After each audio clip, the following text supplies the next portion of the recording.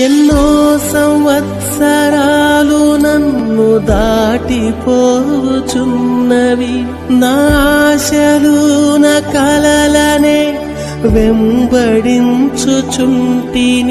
ఫలాలు లేని వృక్షము వలె ఎదిగిపోతిని, ఏనాడు కూలిపోదునో ఎరుగకుంటిని. నా మరణ రోదన ఆలకించుమో ప్రభు, మరల నందు నూతనముగా చిగురు వేయని. నా బ్రతుకు దినములు లెక్కింపనేర్పుము దేవాయి భువిని వేడు గడియ నాకు చూపుము.